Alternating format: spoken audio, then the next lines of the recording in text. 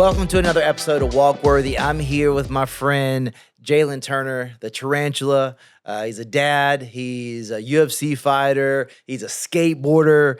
He's a friend. It's been rumored that he's a dunker. Um, but I had the opportunity to hang out with you just for a little bit at an event that I was speaking at, and I was just blown away by your humility.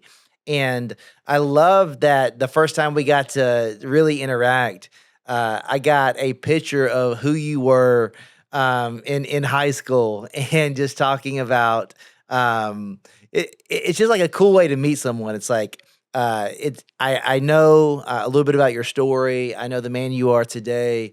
But just getting to meet you, and the first thing I get to hear is, a story about the man that you were in high school, the young man that you were in high school, which was super cool. But man, I just want to say thank you so much for your witness and your availability today. But man, thank you for being here. Yeah, thank you for having me. And again, thank you for everything you shared. The testimony, the message was really powerful that day, and you as well, man. Your heart was really pure, and you just stayed and held space, and you were super awesome to be around. And we grabbed a picture, and yeah, man, it was really good. Yeah. And so, just for context, so I had the opportunity to preach at Mesa Church in Orange County in Irvine, and I got to meet Jalen and hang out with him a little bit and get to know him. And um, I was just like, man, I gotta have you on my podcast because I want people to hear uh, your story's intriguing just because of UFC and many other things. But I kind of want to start at maybe not a strange moment, but uh, something I say often is just this idea that what didn't work out for you worked out for you. You know what I'm saying? Like what didn't work out for me, in our humanity, in our perspective, it didn't work out the way in which we thought it would or the way that we wanted it to. But we have a good father that somehow, some way stands in front of us, walking through doors that he knows that needed to be shut, or maybe we weren't ready to walk through. And it's in his providence that he says, hey, I love you enough to say no. And maybe not in that moment, but in retrospect, in the review mirror, I can look back and say, man, what didn't work out actually really worked out for me. And it's this moment where you're fighting this huge card and it doesn't go the way that you thought it would. Would you just take us back to that moment, kind of what led up to that moment and what happened? Man, there was there was a lot of things that happened like leading up to just all the time before I went through retirement, um, and even just looking back, there's fights where you know when I fought UFC 300, that was like the biggest card I fought on, and I I I've told a bit of this story. Like I couldn't explain what stopped me from following up on that fight when I dropped my opponent, um, Yeah, would but you I would you just would you just just felt get this. would you just give us a little bit bigger picture, just like you're fighting this massive card like UFC 300, you land a shot that drops your opponent, and you could have finished the fight, but there was something in you that stopped you from doing what we see, happen at these events a lot. There was something internal that was going on that stopped you from doing what maybe seemed natural, but there was a tension there. Would you just kind of take us into that? Yeah, so there was just this. It was a it was a draw because the previous fight I had before that, I finished the fight and in pretty dominant fashion, and the referee didn't stop the fight soon enough. So they called it a bad call. And me having the heart that I do, I felt really conflicted about that. And then fast forward to this fight, I dropped the guy. I had the opportunity to finish the fight, and I just felt like it was, maybe it was just my heart. I needed to, I just felt bad for him. I didn't want to hurt him. I didn't want to hurt anybody. So I was wrestling with that. And in the midst of this fight, there was a $300,000 bonus for every finish. It was really a high money on the line on the table. So it's like in your mind, it's like, why wouldn't you try to like finish the fight and go for broke, right? Right. In that moment when I did see him hit the canvas, like something just told me to like not to follow up, not to hit him. And then like I start pleading with the ref, like, hey, like why didn't you stop the fight? Like he's down, and Yeah. then continues the fight. And I end up losing the fight the next round. Um, when I look back and I got my revelation on why that happened, and I like, asked the Lord, like, why did it come? Why was that the outcome? Um, it was a lot of people, or people close to me, probably would have changed, and I wouldn't be in the relational aspects with him and this standing with him had I won that money, had I like had this love for money and got the most money I would have ever made in a fight Yeah. in that instance. So, I could reflect on that and see how the Lord was protecting me by giving me a no in that instance. So Yeah. that's the context of that. Yeah, and I think that's something in general. I mean, I was talking our mutual friend Ben, who was in the military, and someone who is a fighter. When you become a Christian or really devote your life to the Lord, kind of in the middle of what you're already doing, it's like, man, how do I navigate the reality of I'm in a physical sport where it is my objective, like through a combative and a disciplined aspect, where I'm trying to take you out. And there is physical harm that comes from that. There is pain that comes from that. Uh, how do you navigate through that well to someone maybe that's in your position? Maybe they're not just we talked about just jokingly how everybody loves to do jujitsu now. It's like they want to wear the shirt, they want to be part of the club, but they don't actually want to fight. They just want to train. But for someone who's actually training to fight, and they're in an instance where you could do harm to someone, how do you navigate loving Jesus, loving your enemy, walking in humility and meekness? What does that look like as a fighter that loves Jesus? That was something I wrestled with for a while.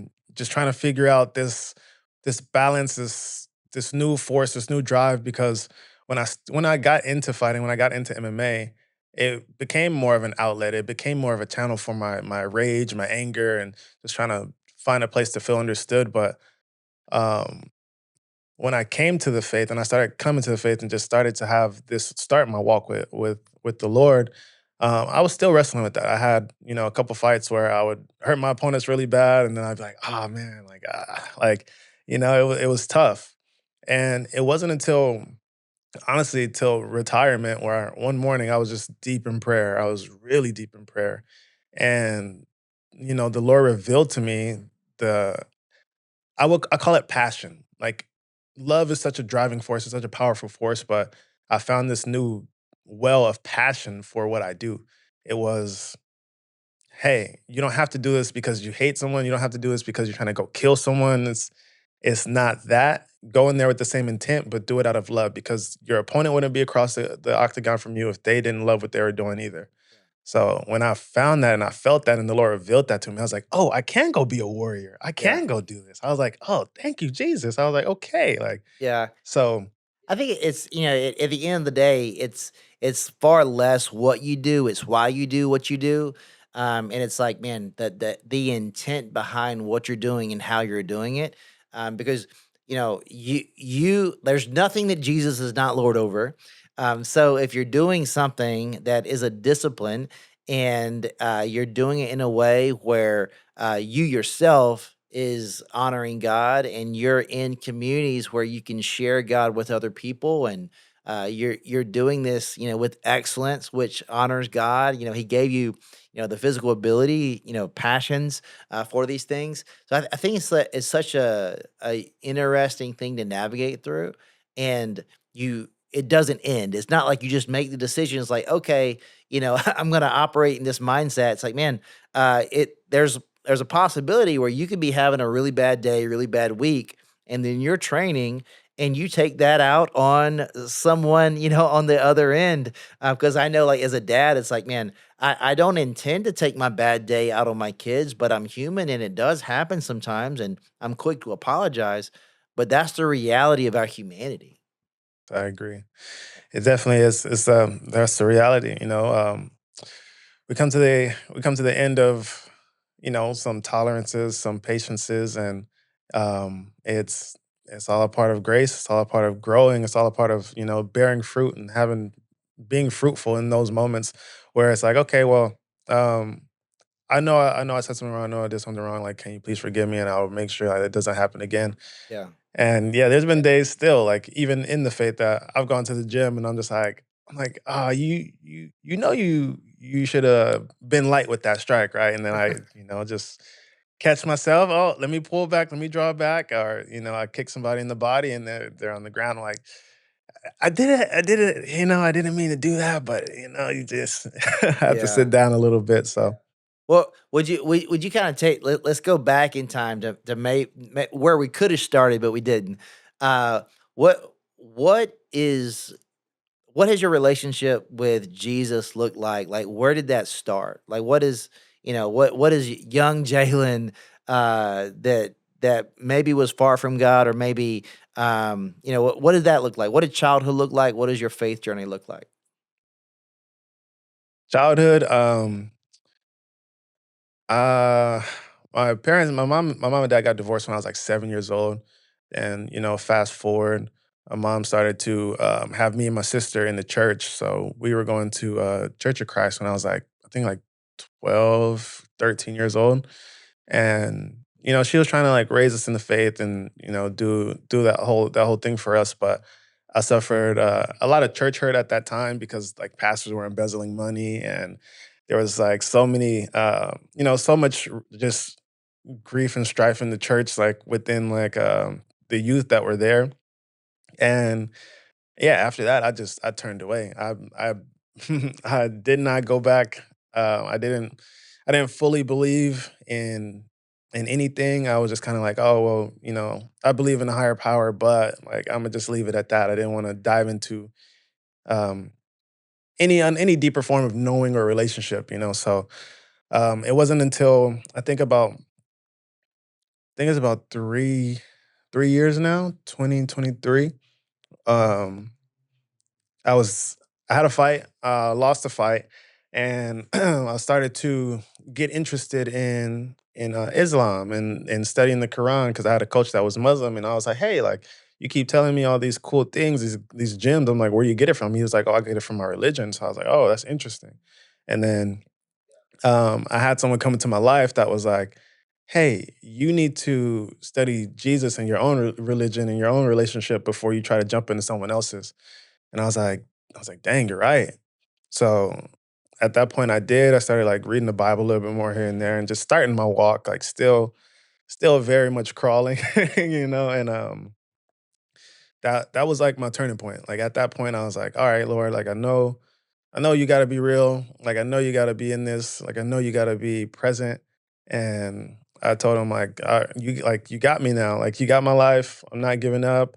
And yeah, and that's what brought me here. That's what brought me to this moment. Would you take me to a moment that I heard you explain, and I think it's so powerful. And it's like for me, it's like I do some of my best thinking like in the car, where it's like I'm either like listening to music or listening to a podcast or a sermon. I live in Dallas, so that like it takes 30, 45 minutes, an hour to get anywhere sometimes, and sometimes God would just meet me in that place and just rock me. And I heard you share something about you were in this place and you said, "Man, God, if you could just give me a hug, I really need that." Would you take me that moment just to maybe someone who is uh, contemplating, "Man, God, where are you? Would you meet me in this space?" And the fact that He did in the way that He did, I thought was so beautiful. Would you just take us back to that moment? Oh man, that moment was super surreal. It's wild because that's something I cried to him about in prayer. I was going through a hard time during a training camp when I was out in Dubai. That was the first time I was ever away from my kids for that long, and I had a bad training day, and I just felt like there wasn't really like anyone there with me. So I was like, Lord, like I was like, why can't I just give you a hug? Like, why can't I just get a hug from you? Like, I was just remember sitting on the balcony just praying about it, crying. I was like, dang.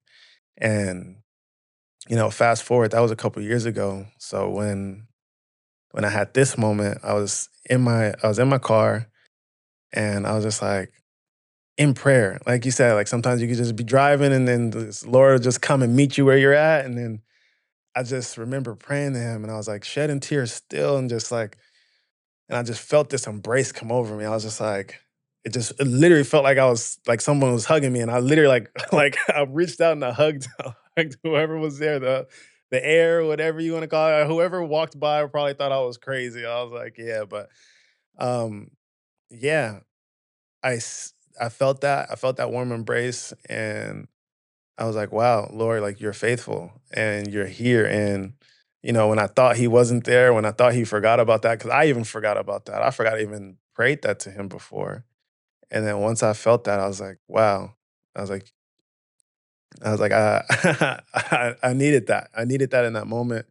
And it really just it just sparked my faith. And even when I posted about it, he told me, like, post about this moment. And I was like, are you sure? He said, yes, like spread this message, like let people know. I was like, okay. So I did. And it got a lot of positive feedback. And, he's just continuing to want to use me to have these moments and glorify him and show the world that there's always going to be hope and inspire so many believers.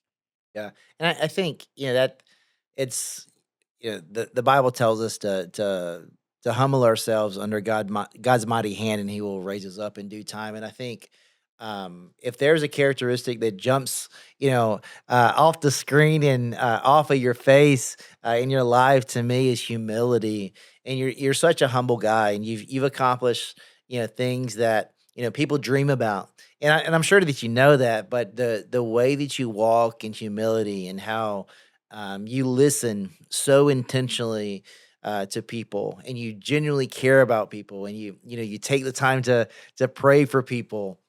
I think it's moments like that where you called out to a God that you knew that was there, but you didn't know if He would show up, and He did, and it marked you. And it's like the thing that makes the most sense is like, man, uh, God, you are exactly who you say you are, and you didn't have to, but out of your love and your kindness, you showed me. And if I can invite other people into your presence by sharing what happened, how could I not? How could I not share that? I just love that about you. Yeah, yeah. Uh, man, God is so good. And man, my heart got touched with everything you just said because man, yeah, but it's 100%. I appreciate the kind words, and I've always fairly been this humble and humble. Um, I man, I just can't thank God enough. Hey, real quick. If you've been telling yourself, I'll deal with this later, let this be your moment. If you want to live with integrity online and you're tired of fighting private battles in secret, Covenant Eyes can help. It's accountability software designed to bring transparency to your devices and support healthier choices, not just through willpower, but through trusted relationships. And right now, you can try Covenant Eyes with a 30-day free trial. Just use the link in the show notes or visit covenanteyes.com and use promo code AACC on screen to get your 30 days free. You don't have to be perfect. You just have to be willing to take the next step. Covenant Eyes. Take the step into the light. I just want to kind of go back to that. It's like there was a time in my life where I was certainly not humble. But I think sometimes it's in our brokenness that when we call out to God and He meets us, um, we we find humility by spending time with him and being loved by him. Because, like, the Bible has a lot to say about pride, and the most prideful people that I've ever met are the most broken. And it's like you're putting on a mask to pretend like you're okay when you're not, and, that's so true for so many men. I knew it was my story for so long. It's like, I feel like I have to, put on the mask of I'm okay and I've got it all together. And the way that I'm going to look like I have it all together is that I'm bigger and I'm stronger and I'm more successful and I can get whatever, I want. To look as if I don't have what I need most, and I'm really sad and I feel alone even though I'm surrounded by people. And I think it's like you have to go through this journey and experience God to meet you in that place. In some moments, like the worst time of your life, if he meets you there, he marks you in a way where I'm not trying to be humble, but I'm trying to be like Jesus, and Jesus is humble, and that's what you see. Yes, absolutely. This last year, it was one of the most humbling years of my life. Would you It would you was would you ju would you just share, like, kinda like, what's going on in your life now? Like, how did like, what has transpired since that moment at UFC 300? You lost that fight, things didn't go the way that you thought they were gonna go, um, you know, some things changed. Would you take us to that moment and kinda paint a picture of what life has looked like since then? life since UFC 300. I ended up taking another fight and had a falling out with one of my coaches. Literally right before that fight, I was out training in Dubai, had a falling out with the coach that like messed me up. Came back, tried to continue to get ready for the fight, call my managers and tell them, "Hey, I'm not gonna fight." And I'm going through some other personal stuff, and I'm just like, "Dang, it was a lot." So I called my manager. I was gonna call my manager and tell him like, "Hey," I had already told him I didn't want to fight. Fast forward, one of my brothers in Christ calls me at, I think it was about like 12:30 at night. Haven't talked to this man past past 9 o'clock. And he's like, "Yeah, God had you on my heart." He's like, "Hey, what's going on?" And then he recites Psalms 1441 to me. And he's like, "Yeah, remember how you told me you had a vision that you're gonna go glorify God in the octagon?" I was like, "Yeah." He was like, "I think he still wants you to fight." And I was like, "Man, like, no way." I was like, "No way." So my last fight, before I retired, the only reason why I took that fight was because of that phone call, and I felt like God called me to do it. So then after that, I have the retirement. Um, had a uh, failed engagement. I moved back to California.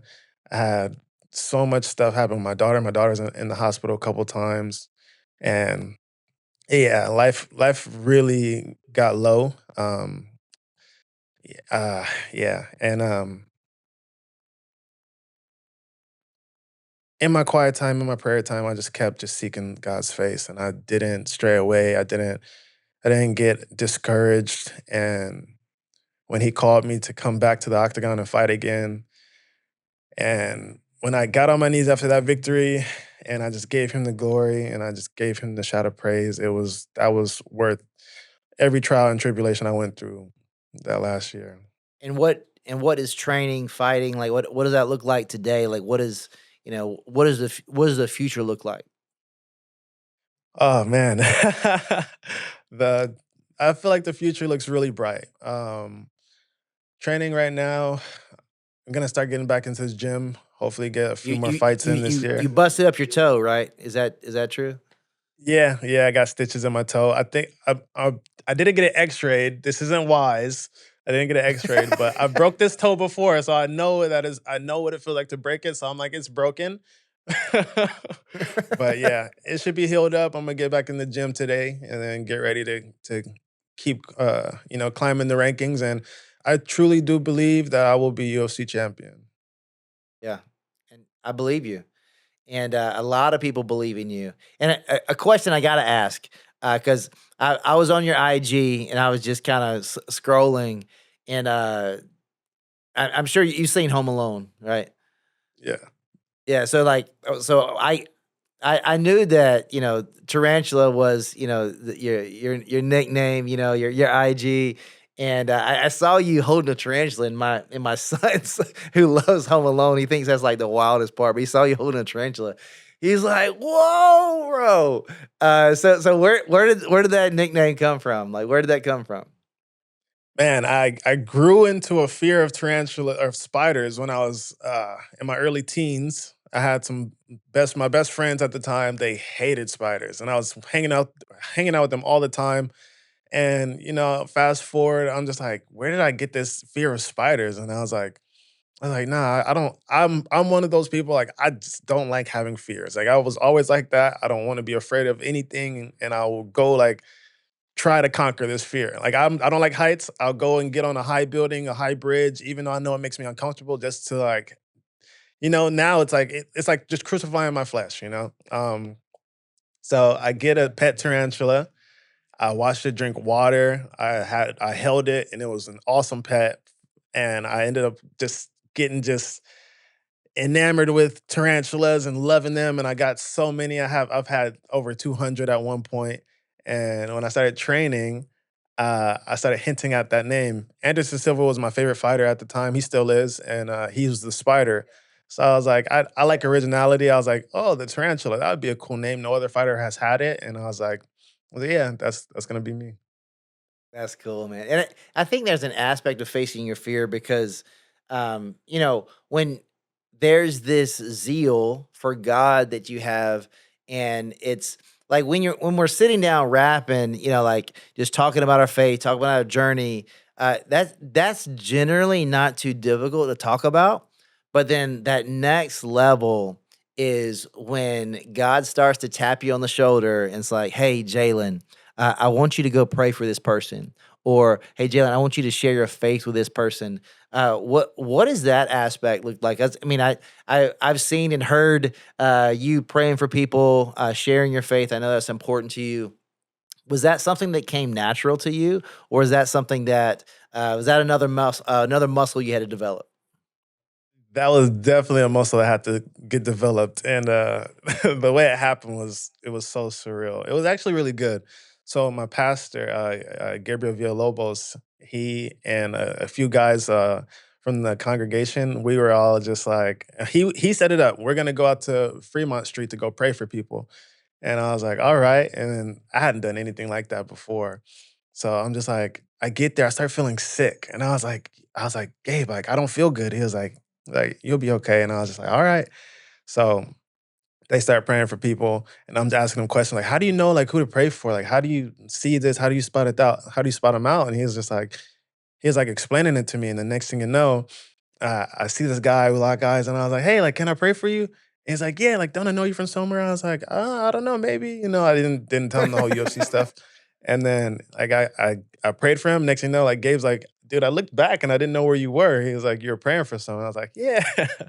And that's how it all started. That's how I started just to be bold about it, to be bold about my faith.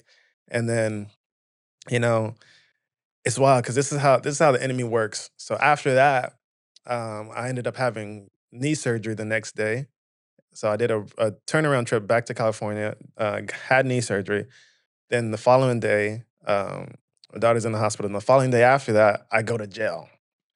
And I was just like, I can't. I was like, I can't be a Christian anymore. I said, whoa, like, what just happened? I was like, this is crazy. I call my pastor, and I tell him, and he's like, "This is awesome. This is amazing." I was like, "Bro, what?" I was like, "What?" He's like, "Yeah." I was like, "Yo, like, I'm about to, like, I'm gonna backslide. Like, I can't say anything about the faith anymore." He's like, "Man," he's like, "You fell." He's like, "You didn't backslide." He said, "You fell. You seeked wise counsel. You came to your pastor." He's like, "You didn't run away from God. You actually, like, ran towards God." And I was like, I did? He's like, "Yeah." He was like, "I now I know who you are now that I've seen you fall." I was like, "Oh my gosh." I was like, "That's amazing." So after that, I became even more bold about my faith. I became so much more willing to share and testify, know that I'm just there's gonna be adversity, there's gonna be warfare, and he was like, he's like, there's no coincidence that this will happen. He's like, you just went to go pray for somebody, you've never done anything like that before. He said, yeah. So I think that's where I've heard it said it's like this misunderstanding of who God is, and if you really know who God is, and you're not like enamored by religion, you are enticed by relationship, and uh, what it looks like to see God as a father. It's not like, man, I messed up. I need to hide from my dad. It's like I messed up. I need to call my dad. And it's like when I run towards God, when I fail, when I hurt, when I'm sad, when I'm confused, when I have doubt, if I understand that I can run to my Father and I don't need to be afraid, He actually has the answer. He has the capacity to change the situation and shift my perspective.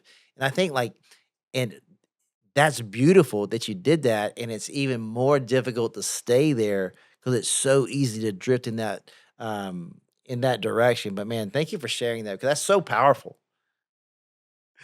man, yeah, I'm here to testify about it. I want to just continue to just be living proof. It's like Genesis.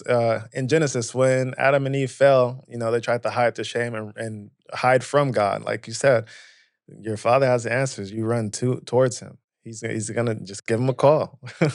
Yeah. And so part of this podcast is about purpose and part of it is about sexual integrity. And I mean, you know my story. It's like, man, I got it wrong and it's documented. And I think for someone, I mean, there's so many, young men and young women, across ages that are like, man, I wanna, I look up to Jalen. I'm looking to you. Like he's living for his faith. He's bold. His life must be perfect. What does it look like? If you wouldn't mind sharing, what does it look like? Regarding like fighting for purity. Like, I mean, I know, like just sharing. You share some stuff with me personally with that's something that you care about. You care about, your relationship with God. You care about, guarding your relationships. You care about fighting for, sexual integrity. What does that look like for, someone that, has a lot of opportunities to have a lot of different intentions, especially being in a somewhat like secularized like industry? Like, what does that look like for you? Like super practical. How do you fight for that? I went through the darkness of it. Had a lot of success being in the world. Um, when I was reaching the top 15 in the UFC, I was partying and just drinking and just all this promiscuity and just yeah, it wasn't what it was cracked up to be, what the world makes it cracked up to be. And I learned that really quickly. Now I've been celibate for almost a year. I've been walking in purity. I've been very integral about that.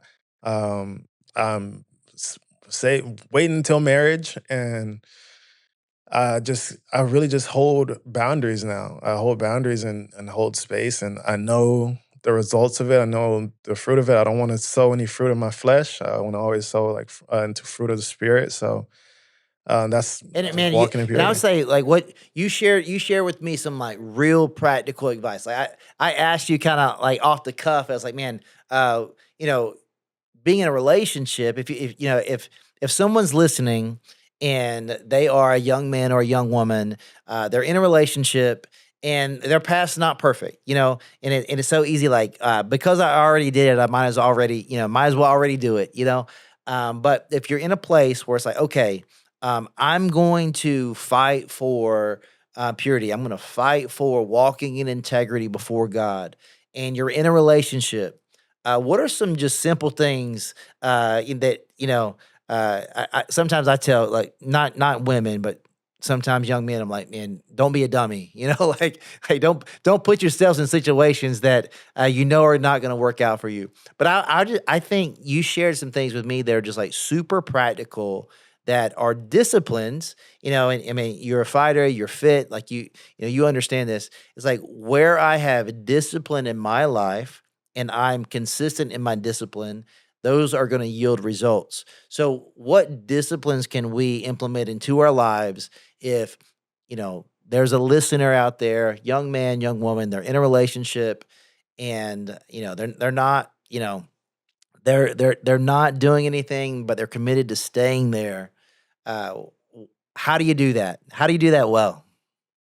You for me, it's been just boundaries, knowing what areas and situations from my past that would lead me to fall, and navigating around that. I try to stay one-on-one time in public settings. Don't put myself behind closed doors, one-on-one. You know, not giving temptation any hold in any form or facet. Um, Yeah. Everything's really group setting. Everything is really just running away and fleeing from any sexual immorality, any sexual temptation, and really being strict in those boundaries. Like I don't even want to put And you got myself in and that you position. got good people in your and you got good people in your life also. It's like I think where you show me a man that is undisciplined and failing in an area, and it's like you might have the visibility of having community and friends, but if I really press that person, nobody really knows them. And I think just from the time I've spent with you, you seem like there's people that really care about you and really know, the integral details of your life to the extent where you can be called out and you can be called up and you feel comfortable to say, hey man, I didn't do this thing, but I wanted to, and I want to get it off my chest so that I don't do it. Yeah, definitely have accountability partners. My my brothers in Christ definitely they could tell me if I'm doing wrong. They could call me out on anything, and that's really important because I like to be open and sharing. Like, hey, like this is going on, this is going on. Like, can you pray for me? Oh, do you need prayer? Like, how can I pray for you? And that's really important. Because I mean, just thinking about just fighting or just having any discipline, it's like if I continue tripping over the same thing, uh, and I don't remove the thing in which I'm tripping over, that's on me. I need to stop tripping over this thing, so I need to remove it from my life. And sometimes I need people outside of my circle because I can't watch my own back all the time. So I need people that have my best interest, that love God. They're gonna say, "Hey, man, your language is a little bit different than it normally is. Are you doing okay? Like you look tired. You look like you haven't been training. You look like you haven't been eating well. It's like I call him a Proverbs 27:6 friend. Yeah, the wounds of a friend. If you don't have someone that loves you enough to tell you something's up, man, you don't have someone close enough to you in your life. Yeah, agreed. And definitely it takes being open with someone to get to that point. It takes Yeah, being really vulnerable and letting people in for them to be able to see and get those reads from you. You can still put on that front like, oh, okay, like this is my friend, but they're not going to keep me accountable because I'm not telling them and sharing them everything that's going on behind the scenes so they can truly know me in that depth. yeah, and as we come to a close, there was something that we were talking about being a poser, because like you are a legit like skateboarder. Like how long you been skating? I started skating when I was like 12. I'm 30 now. Okay, so I mean, yeah, so you've been doing it for a minute, so you're legit. But like we were talking about how like training jujitsu has become popular, and everyone loves to do it in some aspect, and at least say that they do it. And CrossFit used to be like that, back in the day. But I think there's something drastically different than saying that you do something and putting on the T-shirt and having the appearance that you do something than having the capability of doing it. I think we live in a day and time where Christianity is becoming somewhat popular to talk about, especially like social media and stuff like that, where it's a lot easier to sound eloquent than it is to sound competent. because to sound competent, you got to put in the work. To be able to do a kickflip, you got to put in the work. You can't just pick up a skateboard and do it, for the most part.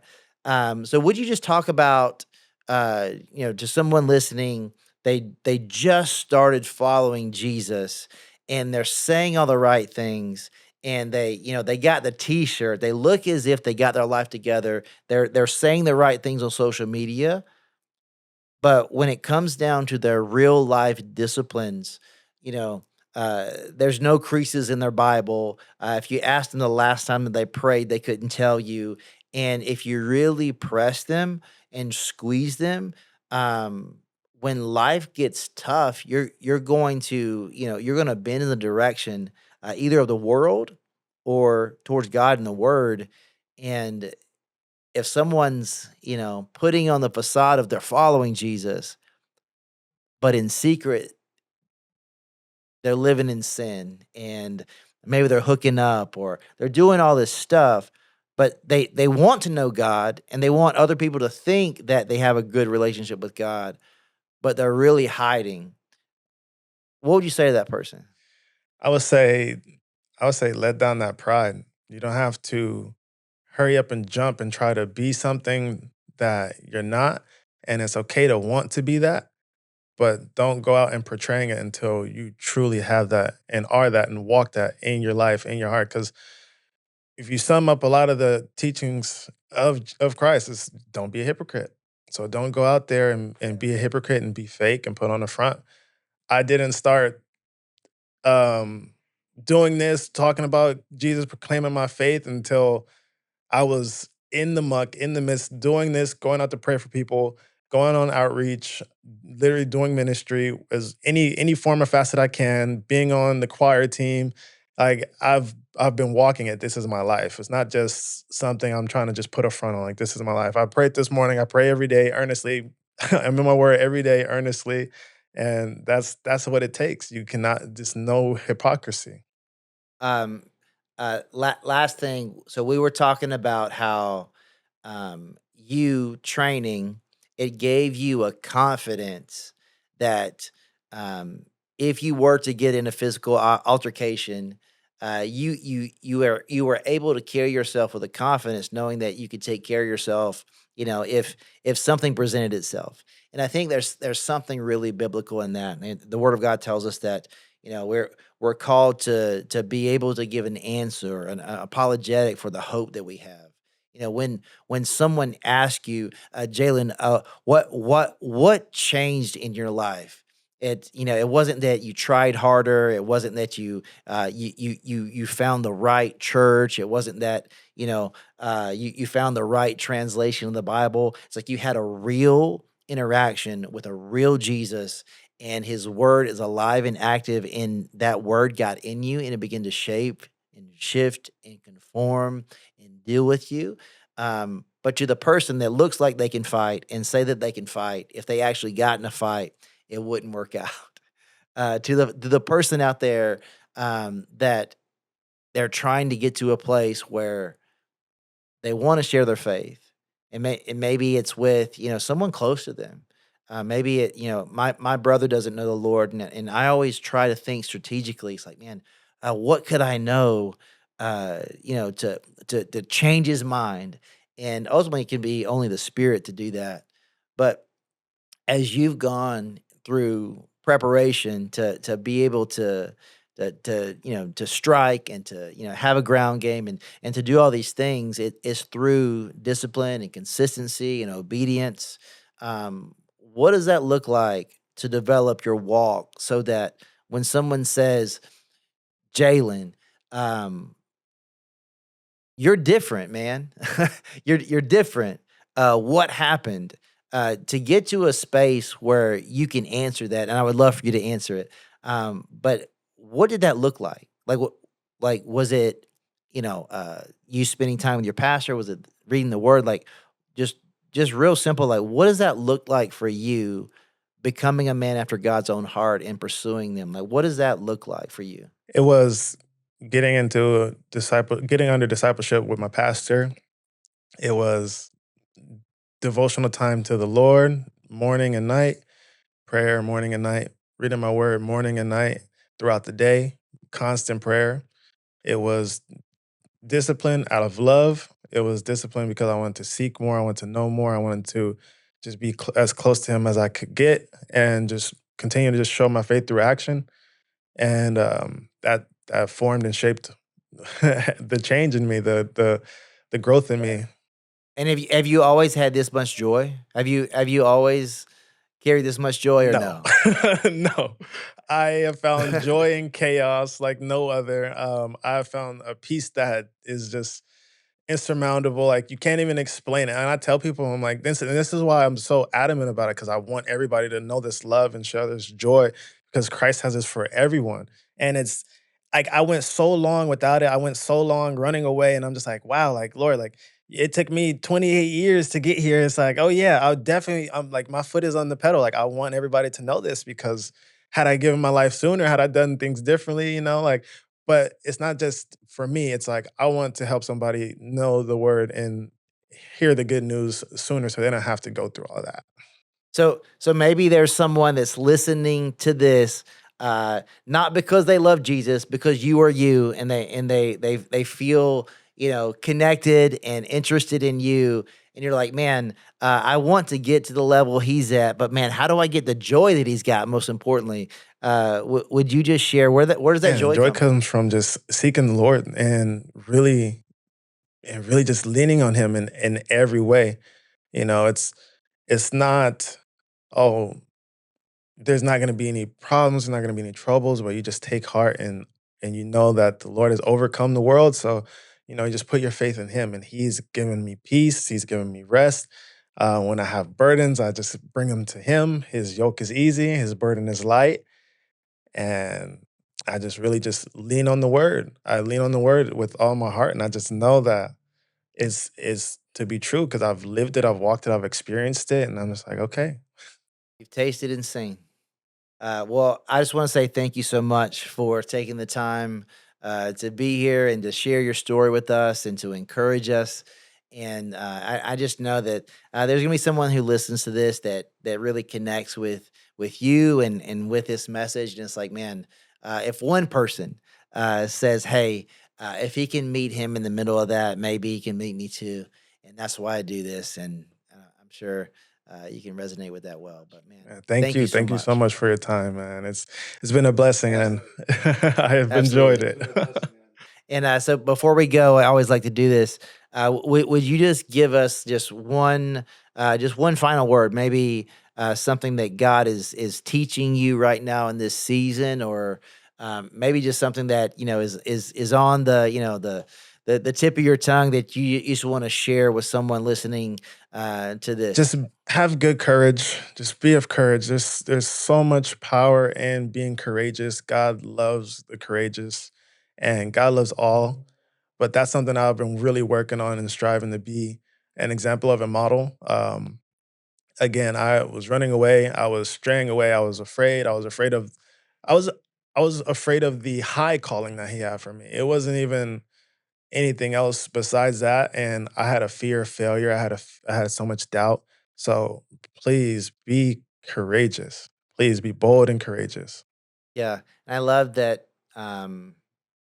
Like, courage is something that you don't either have or you don't. It's something that Jesus offers. Like, you've referenced it multiple times. One of my favorite verses, John 16:33, is like, I've told you all these things so that in me you can have peace, but in this world you will, not maybe, you will face tribulation.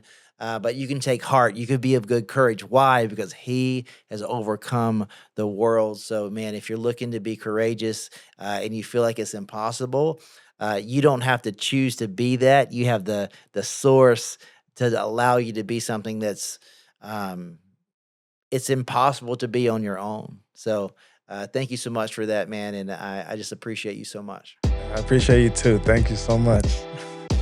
Hey, real quick. If you've been telling yourself, I'll deal with this later, let this be your moment. If you want to live with integrity online and you're tired of fighting private battles in secret, Covenant Eyes can help. It's accountability software designed to bring transparency to your devices and support healthier choices, not just through willpower, but through trusted relationships. And right now, you can try Covenant Eyes with a 30-day free trial. Just use the link in the show notes or visit covenanteyes.com and use promo code AACC on screen to get your 30 days free. You don't have to be perfect. You just have to be willing to take the next step. Covenant Eyes. Take the step into the light.